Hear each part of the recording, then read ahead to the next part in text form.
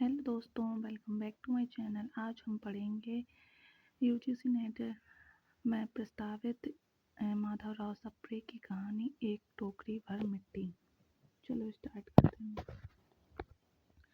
किसी श्रीमान जमींदार के महल के पास एक गरीब अनाथ विधवा की झोपड़ी थी। जमींदार साहब को अपने महल का हाथा उस झोपड़ी तक बढ़ाने की इच्छा हुई। विधवा से बहुतेरा कहा कि अपनी झोपड़ी हटा ले, पर वह तो कई जमाने से वहीं बसी थी। उसका प्रिय पति और इकलौता पुत्र भी उसी झोपड़ी में मर गया था। पोतू भी एक 5 वर्ष की कन्या को छोड़कर चली गई थी। अब यही उसकी पोती इस वृद्धाकाल में एकमात्र आधार थी। जब उसे अपनी पूर्व स्थिति की याद आ जाती तो वह मारे दुख के फूट फूट रोने लगती थी। और जब से उसने अपने श्रीमान पड़ोसी की इच्छा का हाल सुना, तब से वह मृतप्राय हो गई थी। उस झोपड़ी में उसका मन लग गया था कि बिना मरे वहां से वह निकलना नहीं चाहती थी। श्रीमान के जब प्रयत्न विफल हुए, तब वे अपनी जमींदारी चाल चलने लगे। बाल की खाल निकालने वाले वकीलों की थैली गरम कर उन्होंने अदालत से झोपड़ी पर अपना कब्जा करा लिया और विधवा को वहां से निकाल दिया। बेचारी अनाथ तो थी ही, आस पड़ोस में कहीं जाकर रहने लगी। एक दिन श्रीमान उस झोपड़ी के आसपास टहल रहे थे और लोगों को काम बतला रहे थे कि वह विधवा हाथ में एक टोकरी लेकर वहां पहुंची। श्रीमान ने उसको देखते ही अपने नौकर से कहा कि उसे यहाँ से हटा दो, पर वह गिड़गिड़ाकर बोली, महाराज, अब तो वह झोपड़ी तुम्हारी ही हो गई है। मैं उसे लेने नहीं आई हूँ। महाराज क्षमा करें, तो एक विनती है। जमींदार साहब के सिर हिलाने पर उसने कहा, जब से यह झोपड़ी छूटी है, तब से मेरी पोती ने खाना पीना छोड़ दिया है। मैंने बहुत कुछ समझाया, पर वह नहीं मानती।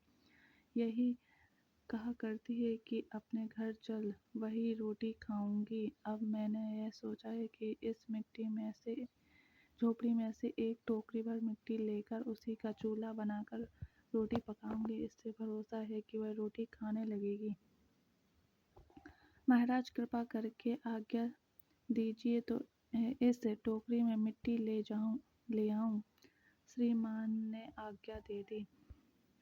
विधवा झोपड़ी के भीतर गई। वहां जाते ही उसे पुरानी बातों का स्मरण हुआ और उसकी आंखों से आंसू की धारा बहने लगी।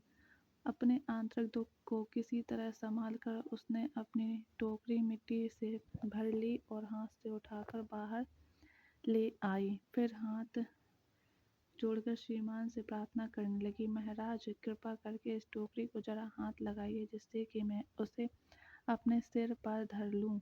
जमींदार साहब पहले तो बहुत नाराज हुए, पर वह बार बार हाथ जोड़ने लगी और पैरों पर गिरने लगी तो उसके मन में कुछ दया आ गई। किसी नौकर से ना कहकर आप ही स्वयं टोकरी उठाने लगे बड़े।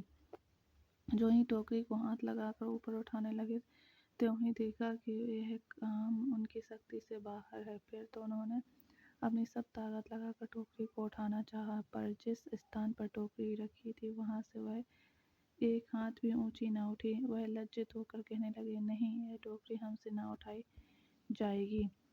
यह सुनकर विधवा ने कहा, महाराज, नाराज ना हो, आपसे एक टोकरी भर मिट्टी नहीं उठाई जाती, और इस झोपड़ी में तो हजारों टोकरी मिट्टी पड़ी है। उसका भार आप जन्म भर क्यों कर उठा सकेंगे। आप इस बात पर जमींदार साहब धनमत से गर्वित हो अपना कर्तव्य भूल गए थे, पर विधवा के उपरोक्त वचन सुनते ही उनकी आंखें खुल गईं और कृतज्ञ कर्म कृत्य का पश्चाताप कर उन्होंने विधवा से क्षमा मांगी और झोपड़ी वापस कर दी।